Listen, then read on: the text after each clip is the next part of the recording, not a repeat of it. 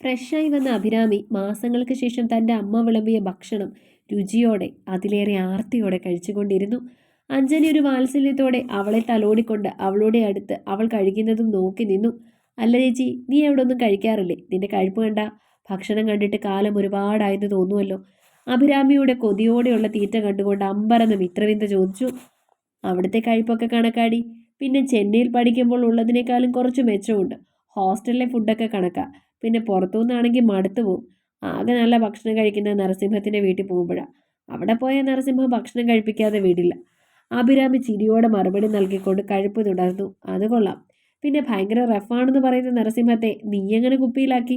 മിത്ര വീണ്ടും ചോദിച്ചു. പ്രത്യേകിച്ചൊന്നുമില്ല മിത്തു. ഞാൻ സാധാരണ എങ്ങനെയാണോ അങ്ങനെ തന്നെയാണ് പെരുമാറിയത്. ആദ്യം പുള്ളി ഒരു ജാടയിട്ടു. പക്ഷേ ഞാൻ അതിന് നല്ല മറുപടി കൊടുത്തപ്പോൾ പുള്ളി സോഫ്റ്റായി. പുള്ളി ഒരു പാവം മനുഷ്യനാണ്. പുള്ളിയുടെ ചില സ്വകാര്യ ദുഃഖങ്ങളാണ് പുള്ളിയെ പരുക്കനാക്കിയത്. അത് കഴിച്ചു കഴിഞ്ഞിട്ട് പതിയെ പറയാം. ഞാനിവിടെ തന്നെ ഉണ്ടല്ലോ. അഭിരാമി മറുപടി നൽകി. മിത്ര വീണ്ടും ദേവദത്തിൻ്റെ പുസ്തകങ്ങളെപ്പറ്റിയും ചിത്രരചനകളെപ്പറ്റിയും ഒക്കെ ചോദിച്ചുകൊണ്ടിരുന്നു. അഭിരാമി അവൾക്ക് മറുപടി നൽകിക്കൊണ്ടിരുന്നു. ദേവദത്തിൻ്റെ കൂടെ പുളിമരത്തിന് ചുവട്ടിൽ പോകുന്നതും ചെമ്പരത്തിപ്പൂവ് കൊണ്ട് നെറ്റിയിൽ പൊട്ടിക്കുന്നതുമൊക്കെ അഭിരാമി വിവരിക്കുന്നത് മിത്ര അമ്പരപ്പോടെ കേട്ടു നിന്നു. ഫോണിൽ അതിനെപ്പറ്റിയൊക്കെ സംസാരിച്ചിരുന്നുവെങ്കിലും അഭിരാമി ആ സംഭവങ്ങളെക്കുറിച്ച് അധികം വിശദമാക്കിയിരുന്നില്ല. അഭിരാമിയുടെ വിവരണങ്ങൾ കേട്ട മിത്രയുടെ മുഖം അത്ഭുതങ്ങളാൽ നിറഞ്ഞു. എടി ചേച്ചി, നിന്റെ നരസിംഹത്തിന്റെ നിന്നോടടുത്തുള്ള അഭിമുഖങ്ങളല്ലാത്ത വീഡിയോ കോളിലൂടെ കാണുവാൻ കഴിയുമോ? മിത്ര അഭിരാമിയോട് തന്റെ ആഗ്രഹം അറിയിച്ചു. അക്കാര്യത്തിൽ ഒന്നും ചെയ്യാനാവില്ല. അഭിരാമി മറുപടി നൽകി. മിത്ര അതെന്താണെന്ന് ചോദിച്ചു. അതെന്താണെന്നോ പുള്ളി, നമ്മുടെ ഈ അഞ്ചൂട്ടിയുടെ വേറൊരു വേർഷനാണ്. പുള്ളി സ്മാർട്ട് ഫോൺ ഉപയോഗിക്കാറില്ല. സാധാരണ ഫോണാണ് ഇപ്പോഴും ഉപയോഗിക്കുന്നത്. അഭിരാമി അഞ്ജനയെ നോക്കി ഒരു കളിയാക്കുന്ന നോട്ടം ഇട്ടുകൊണ്ട് പറഞ്ഞു. ഒന്ന് നിർത്തിപ്പോ. അവളുടെ ഒരു നരസിംഹം. ഫോണിൽ സംസാരിക്കുമ്പോഴും നരസിംഹം, ഇപ്പൊ വീട്ടിൽ വന്നപ്പോഴും നരസിംഹം. അഞ്ജന അഭിരാമിയുടെ നേരെ കണ്ണുരുട്ടിക്കൊണ്ട് പറഞ്ഞു. മിത്തു, നിന്റെ ചേച്ചി കുറെ ദിവസത്തിന് ശേഷം വന്നിരുന്ന് ഭക്ഷണം കഴിക്കുമ്പോൾ നിനക്കൊന്ന് ശല്യപ്പെടുത്താതിരുന്നൂടെ? അഞ്ജന മിത്രയെയും ശാസിച്ചു. അഞ്ജന അതും പറഞ്ഞ് പുറത്തേക്ക് നടന്നുപോയി. എടി ചേച്ചി, നമ്മുടെ അഞ്ചൂട്ടിക്ക് എന്താണ് ഈ കലാകാരന്മാരെന്ന് കേൾക്കുമ്പോഴേ ഇത്രയ്ക്കും കലി?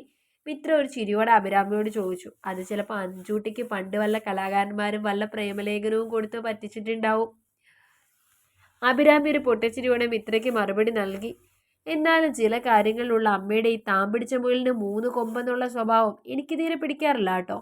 പിന്നെ ചേച്ചിയെ പോലെ എനിക്ക് എടുത്തോ പിടിച്ചോ എന്ന് പ്രതികരിക്കാൻ അറിയില്ല. എല്ലാം കേട്ട് നിൽക്കുക തന്നെ. മിത്ര ഒരു നെടുവീർപ്പോട് കൂടി മൊഴിഞ്ഞു. 1-2 ദിവസം കഴിഞ്ഞൊരു രാത്രി സമയത്ത് മിത്ര അഭിരാമിയോട് ദേവദത്തിനുമായുള്ള അഭിമുഖത്തിന്റെ വീഡിയോ ഉണ്ടെങ്കിൽ കാണിക്കാൻ പറഞ്ഞു. കാരണം അവൾ കണ്ട ഓൺലൈൻ ലിങ്കിൽ ചിലയിടത്തൊക്കെ കട്ട് ചെയ്തിരുന്നു അത്രേ. അഭിരാമിയുടെ കയ്യിൽ ഒറിജിനൽ പകർപ്പുണ്ടെങ്കിൽ അത് കാണുവാനും മിത്ര താല്പര്യം പ്രകടിപ്പിച്ചു. അഭിരാമി തന്റെ ലാപ്പിൽ കിടന്ന വീഡിയോ എടുത്ത് പ്ലേ ചെയ്ത് കാണിച്ചു കൊടുക്കാൻ തീരുമാനിച്ചു. മിത്രയ്ക്ക് കാണിച്ചു കൊടുക്കുമ്പോൾ അമ്മയെ കൂടി ഒന്ന് കാണിക്കാൻ അഭിരാമി അതിയായി ആഗ്രഹിച്ചു. മിത്രയോട് കാര്യം പറഞ്ഞ് ഒന്ന് കാത്തിരിക്കാൻ ആവശ്യപ്പെട്ടിട്ട് അവൾ അമ്മയെ വിളിക്കാനായി മുറിയിലേക്ക് നടന്നു. അമ്മ ഇക്കാര്യത്തിൽ വൈമനസ്യം കാണിക്കുമെന്ന് ഉറപ്പാണ്. എന്നാലും കുറച്ച് ശോകം നിറഞ്ഞ ഡയലോഗ് എന്തെങ്കിലും അടിച്ച് അമ്മയ്ക്ക് കാണിച്ചു കൊടുക്കണം. ഇപ്രകാരം ചിന്തിച്ചുകൊണ്ട് അഭിരാമി അമ്മയുടെ മുറിയിലേക്ക് നടന്നു. അഭിരാമി അമ്മയുടെ മുറിയിലേക്ക് കയറിയപ്പോൾ കട്ടിൽ കണ്ണും തുറന്ന് മലർന്നു കിടക്കുന്ന അമ്മയാണ് കണ്ടത്. അമ്മയെന്തോ ആലോചിച്ചുകൊണ്ട് കിടക്കുകയാണെന്ന് അഭിരാമിക്ക് തോന്നി. മുറിയിൽ കയറി അഭിരാമി അമ്മയെ വിളിച്ചു. അമ്മ. അഭിരാമിയുടെ വിളി കേട്ട അഞ്ജന തലചെരിച്ച് അവളെ നോക്കി. അഞ്ജന ഉടനെ കട്ടിൽ എഴുന്നേറ്റിരുന്നു. അമ്മയുടെ കണ്ണുകൾ നിറഞ്ഞിരിക്കുന്നത് പോലെ ഉളവായി അഭിരാമിക്ക്. എന്നാൽ അവളത് കണ്ടില്ലെന്ന് നടിക്കാതെ കട്ടിലിരുന്നു. അമ്മ, എന്താ പറ്റിയത്? കണ്ണൊക്കെ നിറഞ്ഞിരിക്കുന്ന പോലെ. അഭിരാമി ഒരു സംശയത്തോട് ചോദിച്ചു. ഒന്നുമില്ല മോളെ, ഒരു തലവേദന പോലെ തോന്നിയപ്പോൾ ഒന്ന് കിടന്നതായിരുന്നു. ഒന്ന് പുഞ്ചിരിക്കാൻ ശ്രമിച്ചുകൊണ്ട് അഞ്ജന മറുപടി നൽകി. എന്നാൽ അമ്മ കള്ളം പറയുകയാണെന്ന് അഭിരാമിക്ക് അറിയായിരുന്നു. അമ്മ വാ, എൻ്റെ ആ പ്രോഗ്രാമിന്റെ വീഡിയോ കാണിച്ചു തരാം, മിത്തു പറഞ്ഞു. അമ്മ കണ്ടിട്ടില്ലെന്ന് അഭിരാമി അഞ്ജനയോട് തന്റെ ആവശ്യം അറിയിച്ചു. മോളെ അഭി, ഞാൻ അങ്ങനെ പരിപാടികളൊന്നും കാണാറില്ലെന്നും എനിക്കതൊന്നും ഇഷ്ടമല്ലെന്നും നിനക്കറിയാവുന്നതല്ലേ? എന്തുകൊണ്ടാണെന്ന് നീ ചോദിക്കരുത്. എനിക്കെന്തോ ഇഷ്ടമല്ല അതൊന്നും കാണുന്നത്. അഞ്ജന ഒരു ഗൗരവത്തോടെ അഭിരാമിക്ക് മറുപടി നൽകി. അമ്മ, അങ്ങനെ പറയാതെ. മാധ്യമരംഗത്ത് ഞാൻ ആദ്യമായി ചെയ്ത പരിപാടി എൻ്റെ അമ്മ കണ്ടില്ലെന്ന് പറയുന്നത് എനിക്ക് സങ്കടമാണ്. അഭിരാമി ശോകാർതമായ മുഖത്തോടെ മൊഴിഞ്ഞു. എനിക്കിപ്പോൾ കാണാൻ മാത്രം അതിലെന്തിരിക്കുന്നു? പിന്നെ എൻ്റെ മോൾ അതിൽ നന്നായി പെർഫോം ചെയ്തിട്ടുണ്ടാകുമെന്ന് ഈ അമ്മയ്ക്കും അറിയാം. മോളും മിത്തു ഇരുന്ന് കണ്ടു. അഞ്ജന അഭിരാമിയുടെ മുഖത്ത് വാത്സല്യപൂർവ്വം ഒന്ന് തഴുകിക്കൊണ്ട് പറഞ്ഞു. അമ്മയുടെ മോൾ നന്നായി പെർഫോം ചെയ്ത ആ പരിപാടി അമ്മയുടെ കൂടെ ഇരുന്ന് കാണണമെന്ന് ഞാൻ ഒരുപാട് ആശിച്ചതാ. ഞാൻ തല ഉയർത്തി പിടിച്ചു നിന്നുകൊണ്ട് ആ പരിപാടി അവതരിപ്പിക്കുന്നത് അമ്മയ്ക്ക് കാണണ്ടേ? പറ്റില്ലെന്ന് പറയല്ലേ അമ്മ. അഭിരാമിയുടെ സ്വരത്തിൽ ഒരു അപേക്ഷ കലർന്നു. അഭിരാമിയുടെ അപേക്ഷ കേട്ടിട്ട് അഞ്ജന ഒന്നും അടിച്ചിരുന്നു. അമ്മ, അമ്മയ്ക്ക് അറിയാമോ, ആ പ്രോഗ്രാമിലെ എൻ്റെ പ്രകടനത്തിന് ഒരുപാട് അഭിനന്ദനങ്ങൾ എനിക്ക് ലഭിച്ചപ്പോൾ എനിക്കുണ്ടായ സന്തോഷങ്ങൾക്ക് കണക്കില്ല. പക്ഷെ അതിനേക്കാളേറെ എനിക്ക് സന്തോഷം പകരുക ആ പ്രോഗ്രാം കാണുമ്പോൾ എൻ്റെ അമ്മയുടെ മുഖത്ത് സന്തോഷം നിറഞ്ഞു നിൽക്കുന്നത് കാണുമ്പോഴായിരിക്കും. ആ പെർഫോമൻസ് എനിക്ക് എന്നെ അതിനായി പാകപ്പെടുത്തിയ, എന്നെ ഞാനാക്കി മാറ്റിയ എൻ്റെ അഭിമാനമായ അമ്മയുടെ കൂടെ ഗർവ്വോടെ ഇരുന്ന് കാണണം. എൻ്റെ മാധ്യമ ജീവിതത്തിലെ ആദ്യത്തെ പ്രോഗ്രാം കൂടിയായിരുന്നല്ലോ അത്. ആ ദിവസം അവിടെ ഉണ്ടായിരുന്ന പ്രേക്ഷകരുടെ കൂടെ എൻ്റെ അമ്മ കൂടി ഉണ്ടായിരുന്നെങ്കിലെന്ന് ഞാൻ കൊതിച്ചു പോയിരുന്നു. ആ ആഗ്രഹമോ സാധിച്ചില്ല. അന്ന് ഞാൻ തീരുമാനിച്ചതാ, ഇവിടെ വരുന്ന ദിവസം അമ്മയുടെ കൂടെ ആ പ്രോഗ്രാമിൻ്റെ വീഡിയോ കാണണമെന്ന്. പറ്റില്ലെന്ന് പറയല്ലേ അമ്മ, പ്ലീസ് അമ്മ. പറഞ്ഞ് അവസാനിപ്പിക്കുമ്പോഴേക്കും അഭിരാമിയുടെ മിഴികൾ നിറഞ്ഞൊഴുങ്ങി. നിറമിഴികളുമായി അവൾ അഞ്ജനയെ കെട്ടിപ്പിടിച്ചുകൊണ്ട് അവരുടെ ചുമലിലേക്ക് ചാഞ്ഞു. അഞ്ജനയിലെ അമ്മയ്ക്കത് കണ്ട് പിടിച്ചു നിൽക്കാൻ കഴിയുമായിരുന്നില്ല. അഞ്ജനയുടെ മനസ്സിൽ തന്നെ മകളോടുള്ള മാതൃവാത്സല്യവും അലിവും നിറഞ്ഞു തുളുമ്പി. മോളെ അഭി. അഞ്ജന അഭിരാമി അവളുടെ ചുമൽ തട്ടി വിളിച്ചു. അഭിരാമി ഒരു അനക്കവുമില്ലാതെ അഞ്ജനയുടെ ചുമലിൽ മുഖം പൂഴ്ത്തി വിതുമ്പിക്കൊണ്ടിരുന്നു. അഞ്ജന ബലമായി അഭിരാമിയെ തന്റെ ചുമലിൽ നിന്ന് വേർപ്പെടുത്തി. അഞ്ജനയുടെ വിടർന്ന സരോരുഹനങ്ങളിൽ മാതൃവാത്സല്യത്തിന്റെ അലകടൽ ഇരമ്പിക്കൊണ്ടിരുന്നു. അയ്യേ, അമ്മയുടെ പുലിക്കുട്ടി കരയാ? ഇത്രയുണ്ടായിരുന്നുള്ളൂ എൻ്റെ അഭിമോൾ? അലിവ് നിറഞ്ഞൊരു പുഞ്ചിരിയോടെ അഞ്ജന അഭിരാമിയുടെ മിഴികളിൽ ഉതിർന്ന നീർക്കണങ്ങളെ തൂത്തുകൊണ്ട് ചോദിച്ചു. അഭിരാമി മൗനം പൂണ്ടിരുന്നു. അമ്മ വരാം, എൻ്റെ മോള് ചെല്ല്. അഞ്ജന ഒരു മന്ദഹാസത്തോടെ മൊഴിഞ്ഞു. അഭിരാമിയുടെ മുഖം പ്രസന്നമായി. My sweet Anjutty, love you. ആമോദഭരിതയായ അഭിരാമി അമ്മയുടെ കവിളിൽ അമർത്തി ചുംബിച്ചുകൊണ്ട് പറഞ്ഞു. അമ്മ വന്നേക്കണേ, ഞാൻ കാത്തിരിക്കും.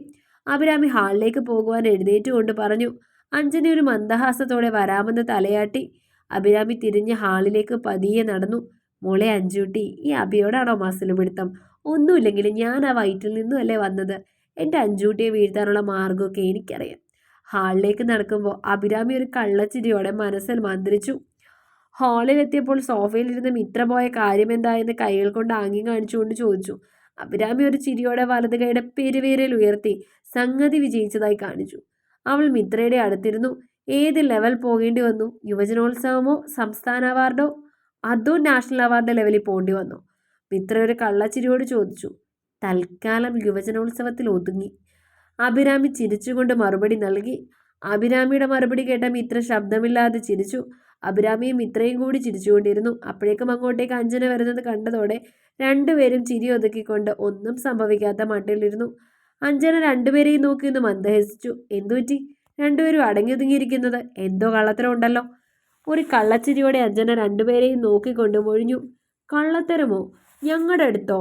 ഞങ്ങൾ വളരെ ഡീസൻ്റ് അല്ലേ അമ്മ? മിത്രയൊരു ചെറുചിരിയോടെ അഞ്ജനയോട് ചോദിച്ചു. പിന്നെ ഡീസൻ്റ്, കിടന്നുറങ്ങുമ്പോൾ രണ്ടും ഡീസൻ്റാ. അഞ്ജന ഇരുവരെയും കളിയാക്കിക്കൊണ്ട് മറുപടി നൽകി. ഞങ്ങളുടെ കയ്യിൽ കള്ളത്തരമുണ്ടെങ്കിൽ അത് ഈ വയറ്റിൽ കിടന്നാണ് ഞങ്ങൾ പഠിച്ചത്. അഭിരാമി അഞ്ജനയുടെ വയൽ തൊട്ടുകൊണ്ടൊരു ചിരിയോടെ പറഞ്ഞു. ഓഹോ, ഇപ്പോൾ നിങ്ങളെ 10 മാസം കൊണ്ട് നടന്ന വയറിനായി കുറ്റം. കൊള്ളാം.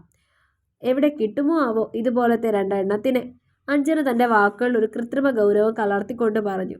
അഭി, വേറൊരു കാര്യം, എൻ്റെ മോൾ അഭിനയത്തിൽ ശക്കലം പുറകോട്ടാണ് കേട്ടോ. അഞ്ജന അഭിരാമിയെ നോക്കി കളിയാക്കി ചിരിച്ചുകൊണ്ട് പറഞ്ഞു. അമ്മ തൻ്റെ കള്ളത്തരം വെളിപ്പെടുത്തിയത് കേട്ട് അഭിരാമി ഒന്ന് ചമ്മി. അഭി, വേഗം നിന്റെ പ്രോഗ്രാം വെച്ചേ. ഇനി ഞാനത് കാണാതിരുന്നിട്ട് എൻ്റെ മോൾക്ക് പച്ചവെള്ളം ഇറക്കാൻ പറ്റാതെ ആവണ്ട.